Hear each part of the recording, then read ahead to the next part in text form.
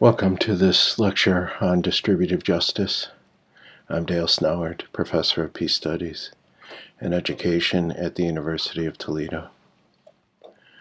The purpose of our exploration in this lecture is to discuss prominent conceptions of distributive justice within national societies, and also to consider the question of the scope of justice in terms of global justice. How far does distributive justice reach? Does it reach to a global level? Distributive justice can be defined as what each person is due and what we owe others as matters of good and right. More specifically, it pertains to the question of what is the most justifiable distribution of rights and duties, and thus the fair distribution of social goods. In our previous lecture, we discussed the idea of human rights, and human rights provide us with a general statement of what we are due and what we are owed and what we owe others as a matter of right.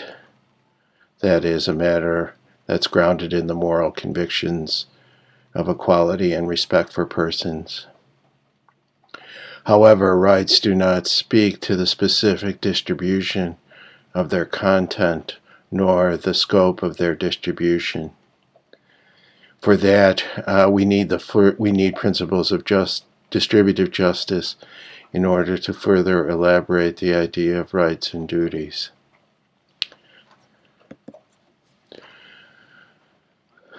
There are two basic normative orientations to distributive justice in the history of moral and political philosophy, in the history of reflection on the unfair distribution of social goods.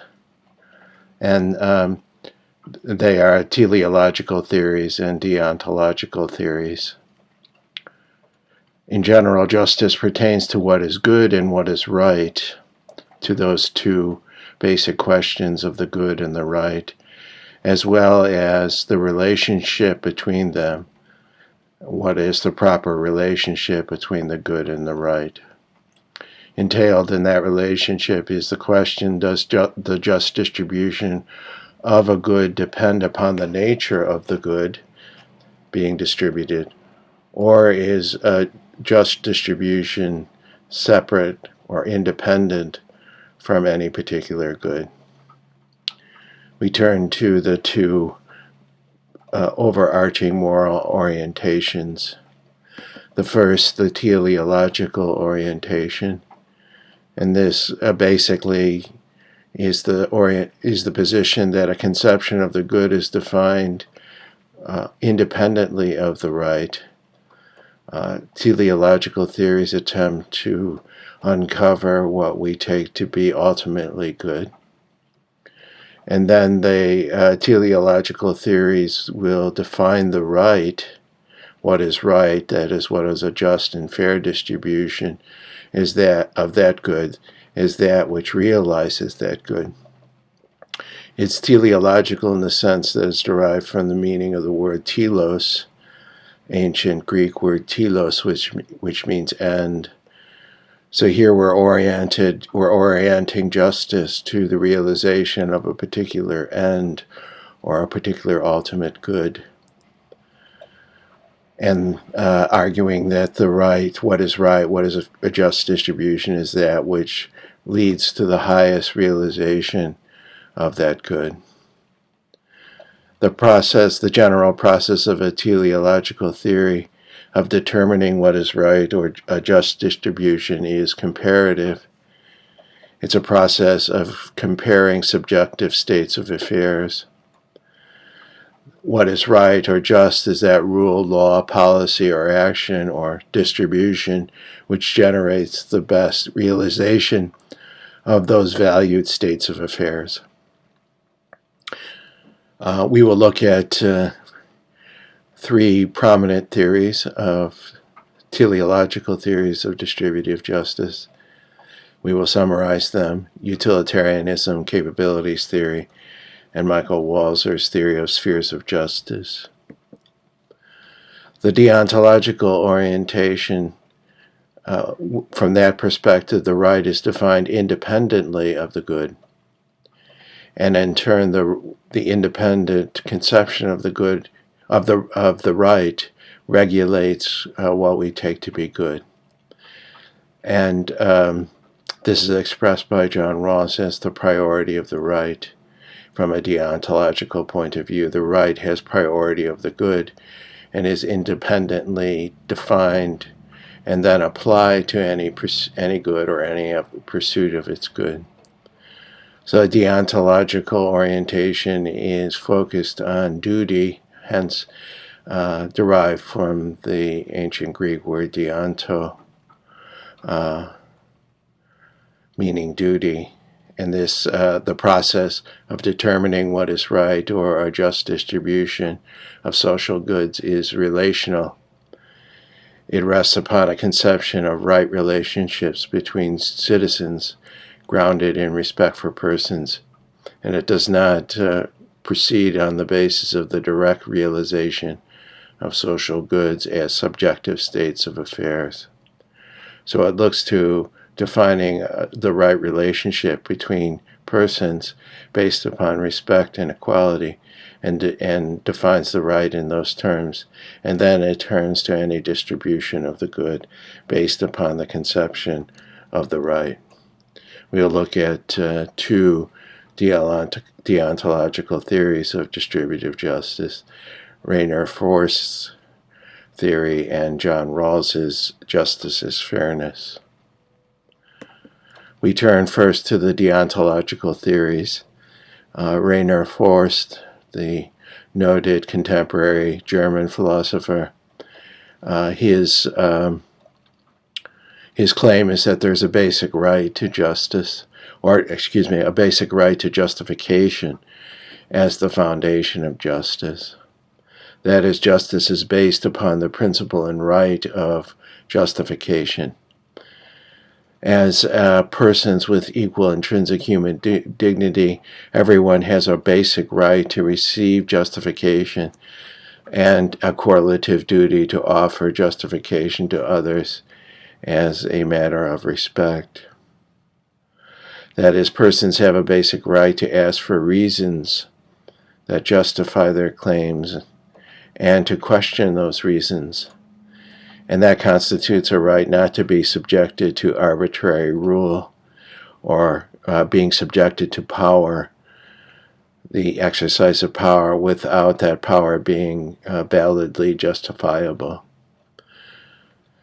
From this perspective, justice is the practice of justification, and persons are active agents and not the mere recipients of justice. That is, from Forst's perspective, justice is the practice of justification, and persons should be conceived as active agents and not mere recipients of justice. So for Forst, a basic right to justification constitutes the core principle of distributive justice. That means at the very foundation of justice and the first question of justice is power, and power is discursive, that it exists within narratives of justification, and therefore the legitimacy of the act of power is grounded in the valid reasons offered for it, and thus justification becomes the core principle. A right to justification becomes the core principle of distributive justice. So Forst is saying he doesn't offer principles of distributive justice. He offers the principle and the right of justification, and as a foundation to justice, and then democratic processes ensue based upon everyone's equal right to engage in public deliberation and justification to determine what is the right or just distribution of social goods. John Rawls's justice is fairness. John Rawls offers two principles of justice, of distributive justice. The first principle Rawls articulates and defends is each person has the same indefeasible claim to a fully adequate scheme of equal basic liberties for all.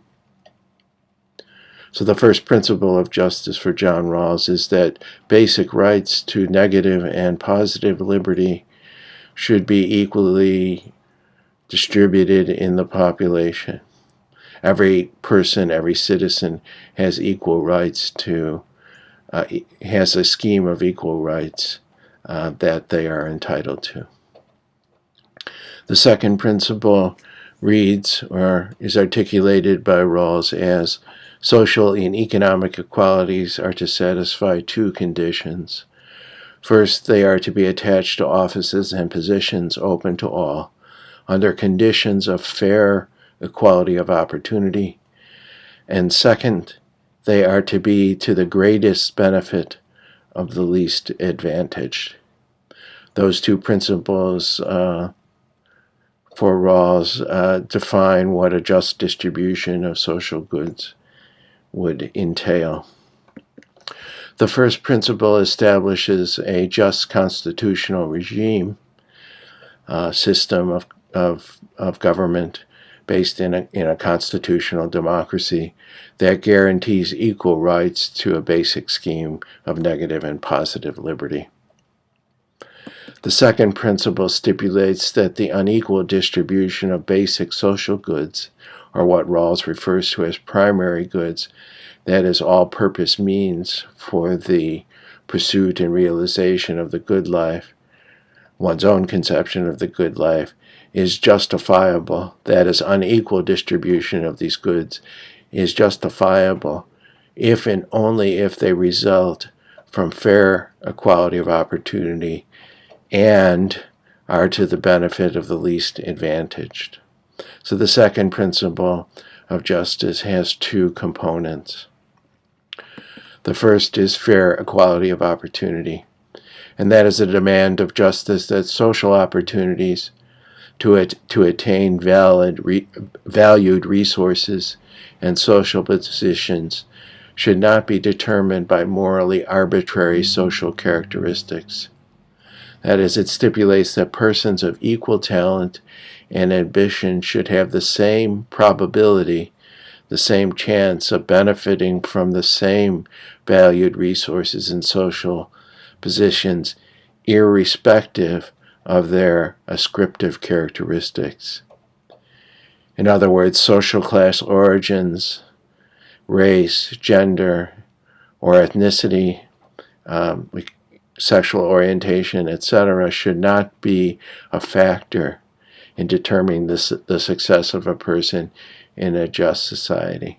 Those ascriptive characteristics should have no causal role in how successful one is. And that's evidence, that's the condition of a fair equality of opportunity. So the principle of fair equality of opportunity is consistent with the moral conviction that contingent, morally arbitrary facts about persons should not determine one's position and role in society, socially, economically, legally, and politically, nor the rewards and benefits to which one may be entitled. The second component of the second principle is referred to as the difference principle, and the difference principle is designed to ensure social equality as well as the fair value of liberty by maintaining that any inequality that results from the distribution of opportunities and result from fair equality of opportunity should benefit the least advantaged members of society. That is, any inequality is only justifiable if it is to the advantage of the least advantaged members of the society. This is referred to as the difference principle. And it's an attempt to ensure a a degree of social equity and equality.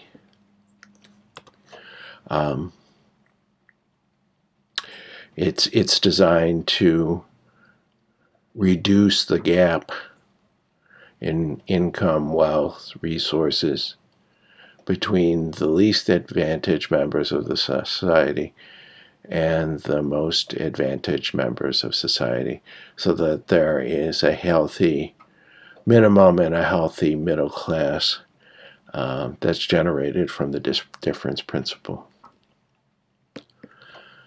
We turn now to teleological theories of distributive justice. The first and the oldest is in the modern era is utilitarianism, and it's a realization focused, as all teleological theories are. Utilitarianism identifies a single commensurable standard of the good, which is grounded in sentience, or being self-aware, or not self-aware, but being aware of pain or pleasure, etc. And that this conception of the good is called in utilitarianism utility. And it's defined as a subjective state of affairs, either happiness or pleasure or exemption from pain. In more recent theory, it's defined in terms of preference satisfaction. The good is having one's preferences satisfied, rather than pure pleasure or pain or a more vague notion of happiness. But the key here is that utility is a subjective state of affairs, and that defines the good. The right is defined in utilitarianism as the maximization of aggregate utility. That is, what is right is the sum total of the utility generated by a policy, a rule, a law, an action, a practice, a distribution. The sum total of that utility that is the highest, that is maximized. So utilitarianism seeks to measure each person's utility and then develop add all those utilities up into an aggregate sum, and the sum that is the highest is that which is right or just. So a just distribution of social goods would be determined by a measure of the maximization of aggregate utility.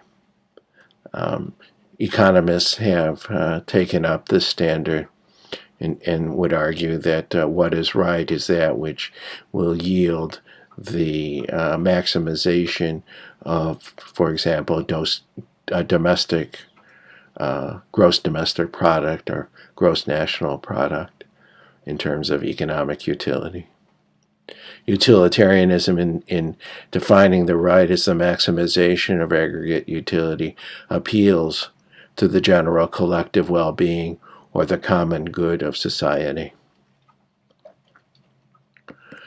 A second teleological theory is capabilities theory, and capabilities theory defines the good as the substantive freedom to do and to be what one has reason to value. That is the capability to pursue, to conceive and pursue what one finds valuable. That capability is thought to be the ultimate good.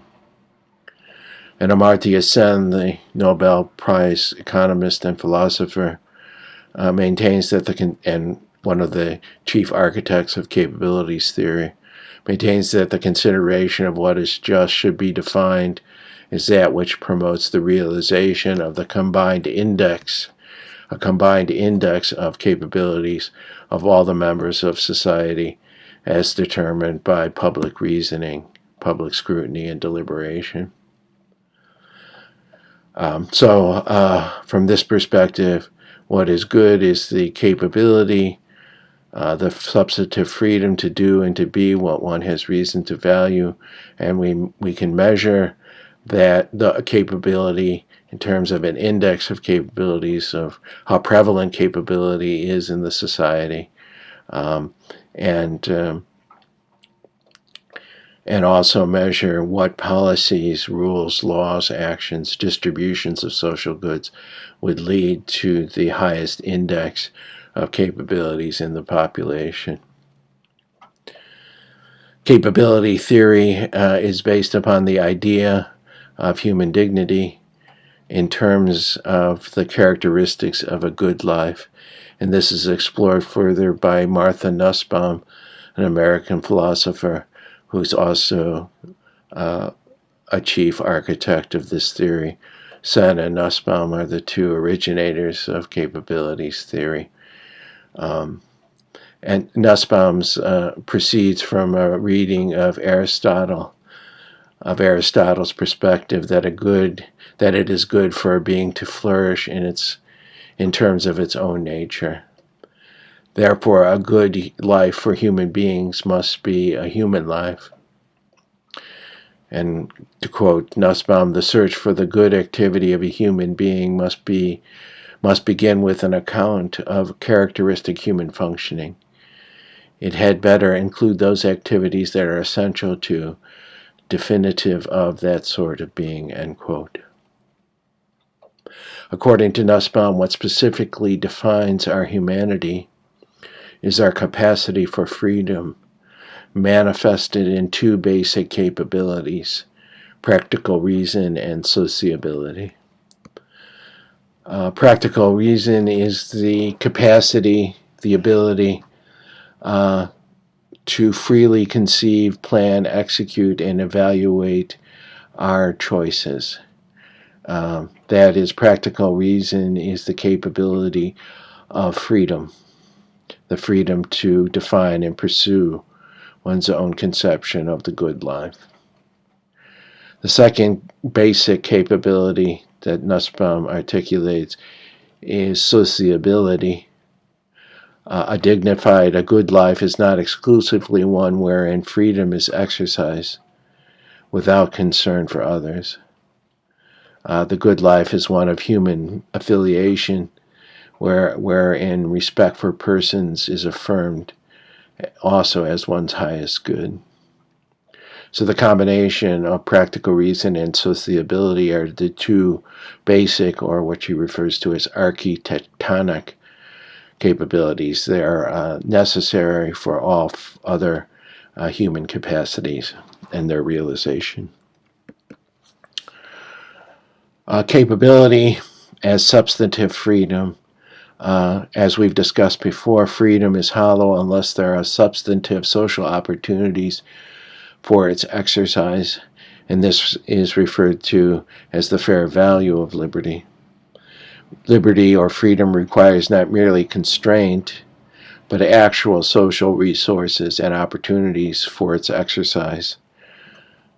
One is not capable of pursuing what one has reason to value without the substantive social opportunity to exercise that capability. And this notion of substantive freedom is operationalized by Nussbaum as combined capabilities. She distinguishes three kinds of capability. One is basic capabilities, that is our innate potential powers and capacities, that which we innately hold as potential. The second kind of capability is internal capabilities. That is, those basic capabilities that have been developed or actualized, which constitute our readiness to function. So internal capabilities are our developed innate potential powers, our actualized powers, like the ability to read. Combined capabilities are substantive social opportunities for the real choice and exercise of the internal capability. And therefore, they are opportunities to function in a way that we find valuable, the individual finds valuable. So even a highly developed internal capability can be thwarted by social conditions. We could have the highly developed capability of being able to read, but if there are no books to read or no materials to read, then our internal capability is thwarted. So capability requires certain necessary and institutional conditions, certain substantive social opportunities for their realization. Thus, combined capabilities guarantee the fair value of liberty. They empower the individual with the actual substantive freedom to define and pursue their own conception of a life of dignity. We turn to the third conception, a teleological theory, Michael Walzer's communitarian theory of spheres of justice. Walzer defines a diverse range of independent spheres of social goods, for example, education, citizenship, healthcare, economic wealth, among many others. And he argues that we don't have to discover or invent these goods or the moral principles of their distribution. They already exist and they're inherent in those social goods. All we need to do is interpret them. The logic of the justice of a distribution of a social good is, according to Walzer, implicit in the shared understanding, the cultural meaning of that social good. The shared meaning of the good contains the criteria which should govern its distribution. Particular distributive criteria are present within the shared meaning of each good. So the distribution of the social good of education is implicit in the meaning of what education is, or the distribution of health or health care is its principles are implicit in the meaning, the shared meaning of health and health care. So each good, according to Walzer, has its own meaning, and within that meaning are principles of distribution.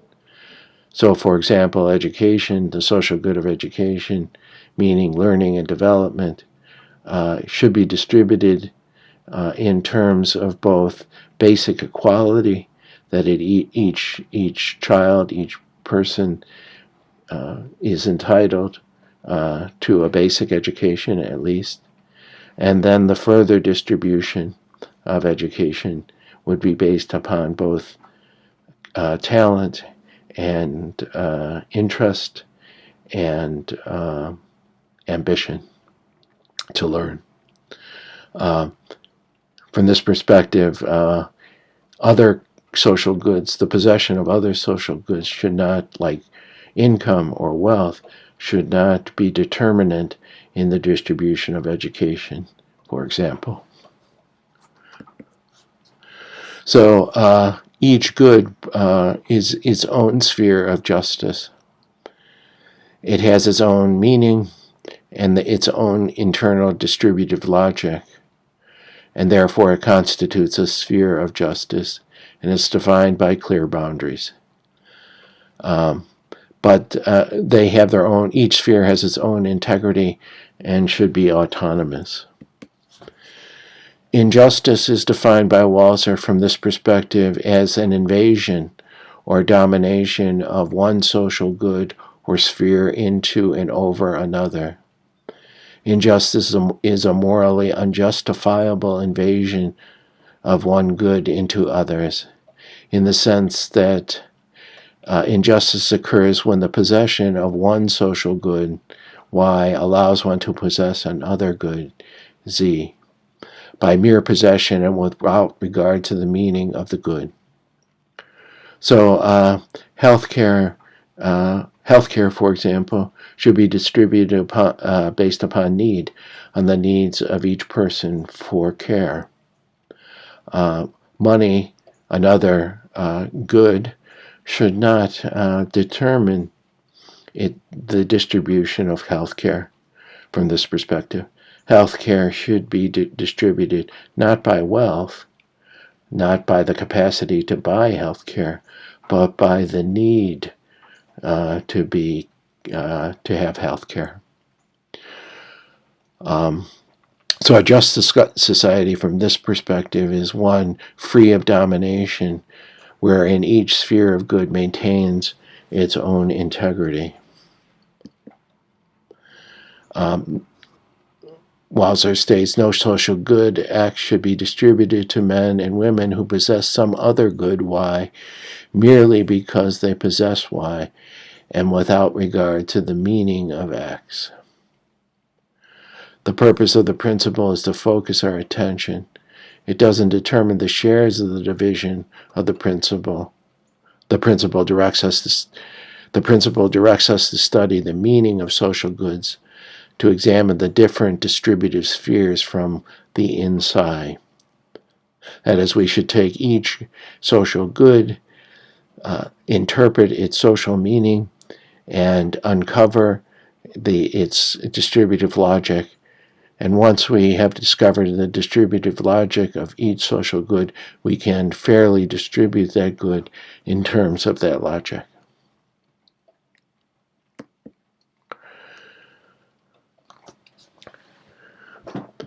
We can now turn to a consideration of the processes of moral deliberation concerning distributive justice and point to what can be referred to as the dialogical turn in theories of distributive justice.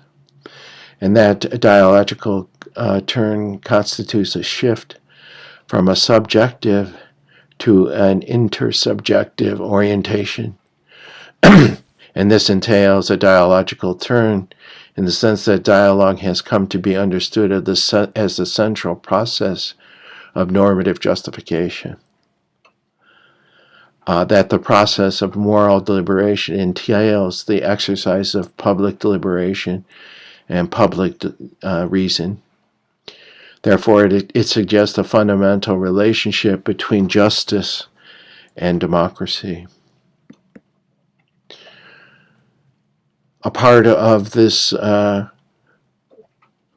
conception of the justification of distributive principles is that public reasoning and deliberation requires a shared language. That deliberation and the possibility of agreement are contingent upon a shared reality, and a shared reality rests upon a common language. And this commonality is especially important for the exercise of public reason when considering principles of distributive justice. For public reason, public deliberation requires a mutually recognized point of view, which we identified earlier as the moral point of view. Authentic deliberation, public deliberation, and thereby legitimate public policy, legitimate distribution, fair distributions of social goods require a mutually recognized framework of valid principles, mutually recognized and understood in the population of citizens. This requires what Rawls referred to as an overlapping consensus. There's a plurality, as we've just gone through, a plurality of reasonable conceptions of justice. And the question is whether an overlapping consensus can be achieved among them regarding either a common set of mutually agreeable principles of justice or agreement regarding legal principles, constitutional principles, laws, and policies across a plurality of principles. Can we find a consensus regarding the distribution of social and economic goods in particular? I think there's a general consensus, overlapping consensus regarding the equal distribution of basic rights to liberty. The distribution of social and economic goods is more contentious in our society and around the world. Public deliberation here could proceed in terms of the method of moral pluralism, we would seek an agreement from the perspective of a number of conceptions of justice, both deontological and teleological. And then distributions, laws, policies would be justifiable and thereby legitimate based upon this agreement across a plurality of conceptions of justice. So if Forrest, Rawls, Senn and Nussbaum, utilitarians, and Walzer could all agree from within their own perspectives, among others, could all agree on a set of principles or a set of policies, then that agreement from within a plurality would give validity to the agreed to principle or distribution. So the more agreement we can find across differences, the more valid the principle or the distribution becomes.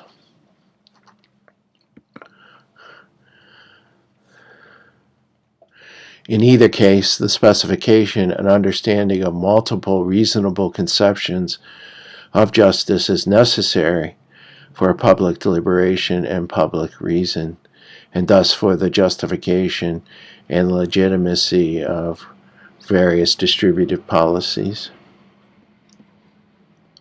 We now turn to our last topic, the scope of justice, and that refers to the question of the reach of distributive justice.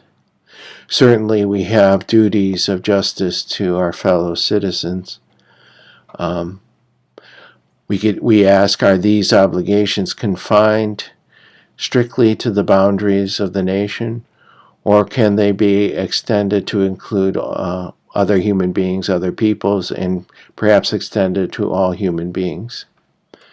If they extend to all, what rights and goods should be included? That is, how inclusive should the moral community be? That's the question of the scope of justice. We can ask then, in turn, what criteria or what reasons should we appeal to in order to determine and justify the scope of justice? And there are two basic standards. One is a standard of common relationship between persons. That's the first principle of the scope.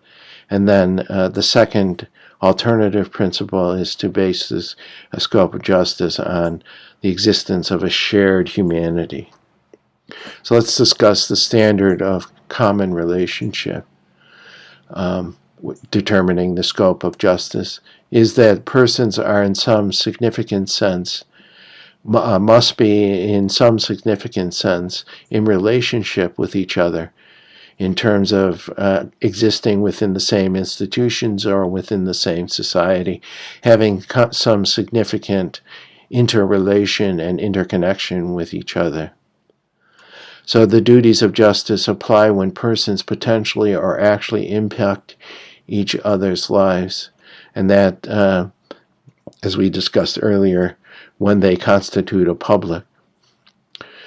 So from this perspective of common relationships, the scope of the public created by interrelationship determines the reach of justice.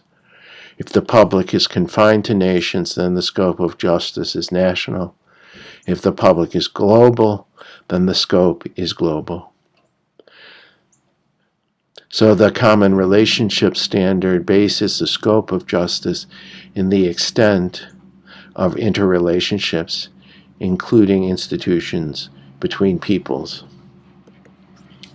The humanity and universal rights standard or approach is based in the moral convictions of the equal inherent dignity of every human being and respect for persons. That is, our common humanity creates universal rights and duties of justice. Thus, there exists a continuity here between national and global domains because we're dealing with the same human being. This approach is not contingent upon empirical facts, social and or institutional interrelationship. It rests upon humanity and therefore constitute a justification for a universal scope of justice. We could ask what rights and goods should be included if there's a scope beyond the nation, in a global scope. And there are two standards here concerning the content of justice. And they are an egalitarian perspective or a minimalist perspective. The egalitarian perspective argues for general equality in the sense that the full range of rights and duties stipulated in the conceptions of distributive justice and human rights be extended to all human beings.